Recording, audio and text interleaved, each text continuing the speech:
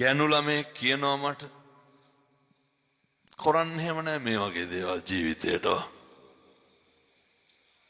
කෙල්ලට අවුරුදු 19. කවදාවත් අපරාධයක් කරන්න එපා. කවදාවත් අනික රවට්ටන්න එපා. කවදාවත් කෙනෙකුට වංචාවක් කරන්න එපා. කිසිම මොහොතක කරන්න එපා. ආමුදුරුවනේ මම යාළු වෙලා හිටියා පිරිමි ළමයෙක් එක්ක. සමහර කොල්ලෝ කරන වැඩ. ඒ කෙල්ලට දැන් බබෙක් හම්බෙන්නේ. අවුරුදු 19 කොල්ලට අවුරුදු 27යි. කොල්ලා කියනවලු දැන් බඳින්න බෑ කියලා. මේ වක්කේද වාචක. කෙල්ල මගෙන් අහනවා හාමුදුරුවනේ මොකක්ද කරන්නේ? වහබොණ්ඩ හිතෙනවලු. මොකක්ද කරන්නේ අවුරුදු 19?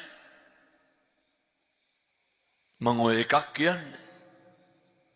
ඔය විදිහට මේකේ හිතන්නේ මතන්න නැතුව අපරාධ කරන්න එපා.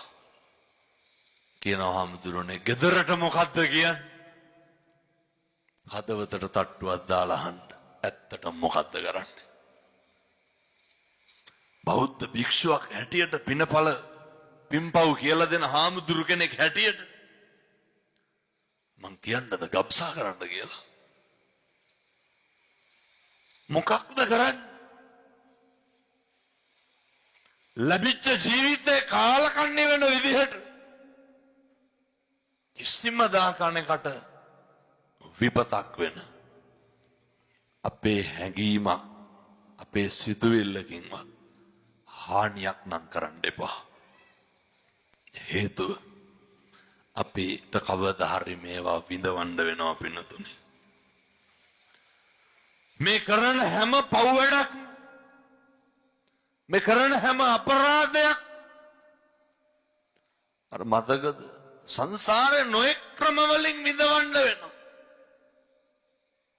මගේ ඔය විශ්වවිද්‍යාලේ ඉන්නකොට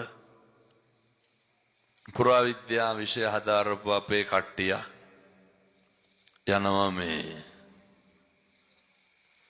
හොරෝ පතාන පැත්තේ ගලක මොකක් හරි ඔය පුරාවිද්‍යාව වැඩකට යනකොට අර කුහරෙකින් උඩට අන්තට්ටුවක් තියනවලු. ගිහින් බැලුවලු ළඟට. පින්නතුනේ කවදාවත් එක පාපයක්වත් කරන්න එපා. ළඟට ගිහින් බලනකොට මුවෙක් හරි ගෝනෙක් හරි ගල් කුහරයට වැටිලා ඇට සැකිල්ල විතරයි වැටෙන්න ඇති යනකොට. කොච්චර ඔට්ටුවෙන්ද ඇද්ද ගොඩෙන්ද? කොච්චර තිබහෙින්ද ඇද්ද? කොච්චර බඩගින්නේ ඉන්න ඇද්ද? කොච්චර කකුල් තුවාල වෙන්න ඇද්ද ඔට්ටු වෙලා? පින්නතුනි මැරිලා දිය වෙලා යනකම් දන්නේ නැහැ. සංසාරේ කොච්චර පව් කරලා ඇද්ද? ඒ විදිහටම මම දැකලා තියෙනවා සමහර තාත්තලා ඉන්නවා ඉස්පිරිතාලවල. පින්නතුනි දරුවන්ට හොඳට සල්ලි දෙන. මේ ගම්වලත් හොඳට සලකන. හොඳට බලනවා. දැන් මෙවුවා මේ පටිගත කරන හින්දා මං නංගන් කියන්නේ. මං ගියා ලෙඩෙකුට පිරිත් කියන්න. හාමුදුරුවනේ බ්‍රේස්ලට් පහවත් දාලා තිබ්බ තාත්තගේ අත් දෙකට. හොඳට සලකනවා. කාමරේ ඒසි කරලා හරි ආදරේ. කොල්ලමට කියනවා හාමුදුරුවනේ කියන බණ පදයක් ගානේ ආනුභාවයෙන් පිරිත් ටිකක් කියන්න. මොකද්ද? පින්නතුනේ දෙලුන් ඉස්ම හැදි දෙකක් පවා ගන්න. මහ දෙයක් නෙමෙයි. මේ දෙලුන් ඉස්ම හැදි දෙක. තාත්තා කියනවලු තාත්තට බඩගිනි කියලා. කන්න පුළුවන්. කාපු ගමන් වමන යනවා. කන්නේ නෑ බඩගිනි තිබ්බත් ඇයි? වමන යනාට බයයි, අමාරුයි. එතකොට මේ අසේරම තනවලු පිච්චෙනවලු. තාත්තා කියනවලු වතුර බොන්න ඕන කියලා. මේ වහාමුදුරු හැටියට අපේ හාමුදුරුලා ඕන තරම් දැකලා ඇති. අපි පිරිත් කියන්න යනකොට හාමුදුරුවනේ මූණේ පවුඩර් ටිකක් ගාලා අලුත් ඇඳුමක් අඳලා තියෙනවා. මිනිස්සුන්ට නාගන්නවත් බැරි වෙනවා, මහ දෙයක් නෙමෙයි. කියන්න බලන්න මේකේ මොකක්ද පිරිමහන්න තියෙන වෛරේ? මොකටද ඔය හැටි ඔට්ටු වෙන්නේ?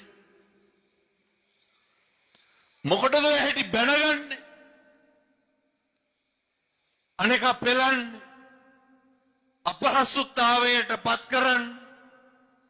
කවදාවත් ඕවා කරන්න එපා. මොකද අත්තාහි අත්තනෝ නැති පින්නතුනේ. අපිට අපි නැති වෙන. මොකක්ද අපිට අපි නැති වෙනවා කියන්නේ? මගේ කටින් මට කතා කරන්න බැරි වෙනවා. බැරි වෙන්න? මගේ කටින් මට වතුර ටිකක් බී ගන්න බැරි වෙනවා.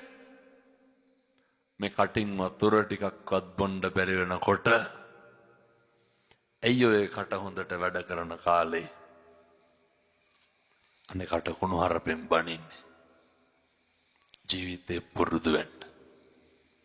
මම බොහොම කරුණාවෙන් කියන්නේ. පින්නතුනේ කිලෝමීටර 700ක් විතර තියෙනවා යන්නයි එන්නයි. දැන් මෙහෙන් 9ට පිටත් වුණොත් එහෙම පාන්දර කොහොමත් 4:00 වෙනකොට ය아가න්න පුළුවන්. ඒ වෙනකොටවත් ගියොත් ඉක්මනට ලෑස්තිලා යන්න ඕන. කැකිරාය උදේ 8ට බණක් තියෙනවා. ඔයත්තන්ට මං හිතන්නේ 11 විතර වෙද්දි පුතිය ගත්ත හැකි. මං 11 වෙනකොට වැලි පැන්න හරි. එක වචනයක්වත් අපත්නම් කරන්න එපා. එක වචනයක්වත් නොසලකා හරින්න එපා. මේ කියන හැම එකක්ම හෙට ඉඳන් කරන්න. පොඩි දරුවෝ